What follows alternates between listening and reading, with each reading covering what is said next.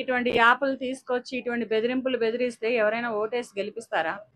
దీనిట్లో poor class నుంచి గుడిసెలో ఉండేవాడి దగ్గర నుంచి హై క్లాస్ రిచ్ పీపుల్ వరకు కూడా నేరాలు చేసే వాళ్ళు ఉంటారు, తప్పులు చేసే వాళ్ళు ఉంటారు, ఎక్కడో ఒక దగ్గర ఏదో ఒక స్టెప్ రాంగ్ వేసే వాళ్ళు ఉంటారు. నువ్వు వీళ్ళందరినీ తీసుకుపోయి నేను లోపలేస్తా, నేను అయితే ఉంటా ఈతో ఉంటానని మాట్లాడితే ఎవరైనా యాప్లు ఎందుకు తయారు చేస్తావా? నువ్వు ఫస్ట్ నువ్వు ఏం చేసావు? నువ్వు చేసింది మర్చిపోయి నేను యాప్లు తయారు చేస్తాను, వాళ్ళు రెడ్ బుక్లు పెట్టారు, వీళ్ళు వైట్ బుక్లు పెట్టారు, నేను గ్రీన్ బుక్లు పెడతాను.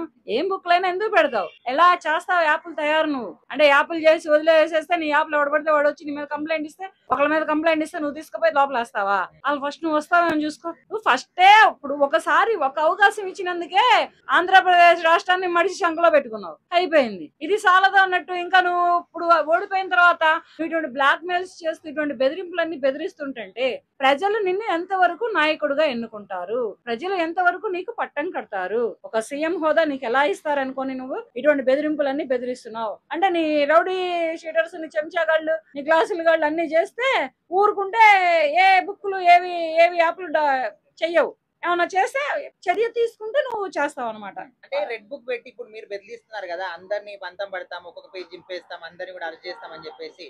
సో అదే తరహాలో మేము కూడా మా యాప్ తీసుకొస్తాం, అందులో కూడా మేము అందరిని ఒక్కొక్క పేరు ఇదే విధంగా చేస్తామని చెప్పేసి చెప్తున్నారు.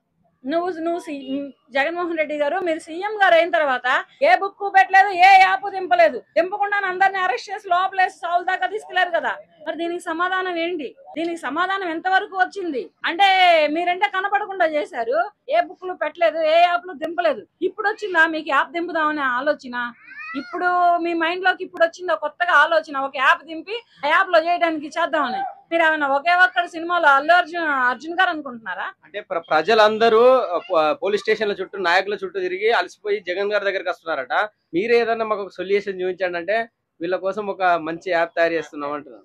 నువ్వు సీఎం గా ఉన్నప్పుడు నీ చుట్టూ తిరిగి, మీ దగ్గర తిరిగి ఇసుక పుట్టి వేసారిపోయిన ప్రజలు కూడా ఉన్నారు. మరి అప్పుడేం చేస్తావు? సమాధానం అక్కడెక్కడ పోయింది? అక్కడ పోలీస్ స్టేషన్ల చుట్టూ తిరిగారు. చిన్న చిన్న ఏమి వీళ్ళెవరో వాలంటీర్లను పెట్టి నువ్వు చేయించిన పనులు కాదు చేయించేది. పోలీస్ స్టేషన్ చుట్టూ తిరిగిన వాళ్ళు ఉన్నారు, గవర్నమెంట్ ఆఫీసుల చుట్టూ తిరిగిన వాళ్ళు ఉన్నారు. విసిగి వేసారి అమ్మ ప్రభుత్వం అని బారయ్య, ఈ ప్రభుత్వం ఏం ప్రభుత్వంలో బాబు, ఎందుకు ఎన్నుకున్నారో ఇతను, మేము మా ప్రాణం తీస్తున్నాడు అని విసిగి వేసారిపోయే ప్రజలు కూడా ఉన్నారు. మరి దీనికి సమాధానం లేదా? అంటే మీరు చేస్తే సంసారం, ఎదుటి చేస్తే అన్నట్టు మాట్లాడతాగా. ఎవరు చేసినా ఎవరు చేసినా విచారం ఇద్దరులో.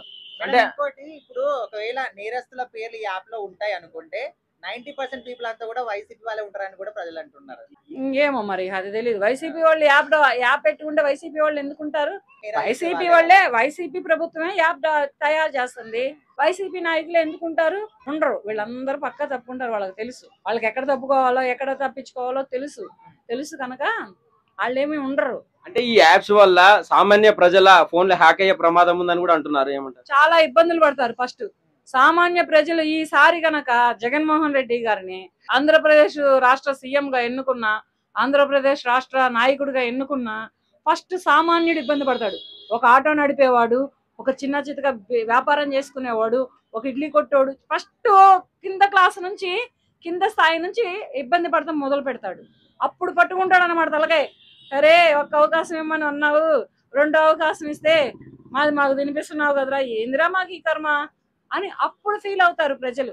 అయినా ప్రజలంతటి అవకాశం ఇవ్వరు అని నేను అనుకుంటున్నాను. ఇస్తే ప్రజలంతటి అమాయకులు అయితే ఎవరు లేరు.